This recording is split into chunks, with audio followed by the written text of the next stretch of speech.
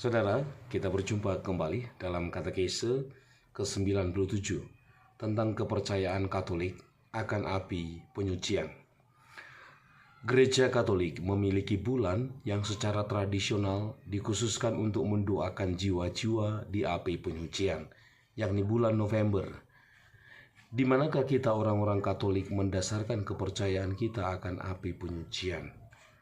Kepercayaan Gereja Katolik akan waktu atau tempat penyucian jiwa sesudah kematian dapat ditelusuri sampai ke masa yang sangat awal. Sungguh, kepercayaan ini sudah ada dalam Perjanjian Lama. Dalam kitab 2 Makabe, kita membaca bagaimana Yudas Makabe mendapati bahwa rekan-rekannya yang gugur dalam pertempuran semuanya mengenakan jimat dari dewa-dewa palsu Yamnia. Maka ia berdoa agar dosa-dosa mereka dapat diampuni. Kemudian ia mengumpulkan derma untuk dikirim ke Yerusalem agar dipersembahkan kurban bagi mereka supaya mereka dapat dibebaskan dari dosa mereka. 2 Makabe 12 ayat 45. Kisah ini dengan jelas menyatakan kepercayaan orang-orang Yahudi abad kedua sebelum Masehi bahwa ada kebangkitan orang mati, dan bahwa sesudah kematian orang dapat ditolong untuk dibebaskan dari dosa-dosa mereka, yakni dengan kurban dan doa-doa kita.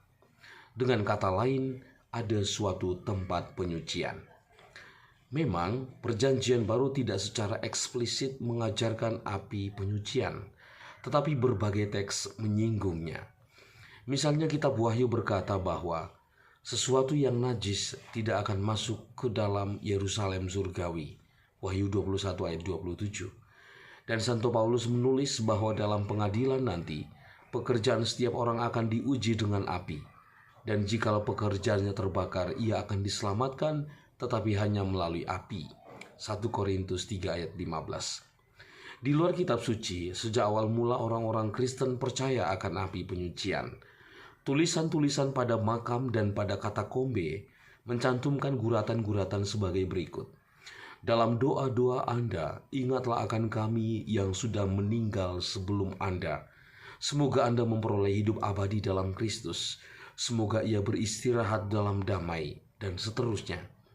Kalau orang-orang Kristiani awal berpikir bahwa setiap orang langsung masuk ke dalam surga, tentunya tidak akan ada alasan untuk mohon doa bagi orang-orang yang sudah meninggal. Menjelang akhir abad kedua, Tertullianus melukiskan bagaimana gereja berdoa untuk orang yang sudah meninggal dan mempersembahkan misa kepada mereka pada ulang tahun kematian mereka. Pada pertengahan abad keempat, Santo Cyrillus dari Yerusalem dalam ulasannya mengenai misa menyebut doa untuk semua umat beriman yang sudah meninggal yang dibawakan sesudah konsekrasi. Di sana disebutkan kuasa untuk mendamaikan orang yang sudah meninggal itu dengan Allah. Dan kita ingat akan permintaan Santa Monica untuk putranya Agustinus persis sebelum waktunya. Kuburkanlah jasadku di mana saja. Hanya ini yang saya minta darimu, yakni agar engkau mengingatku pada altar Tuhan dimanapun barangkali kamu berada.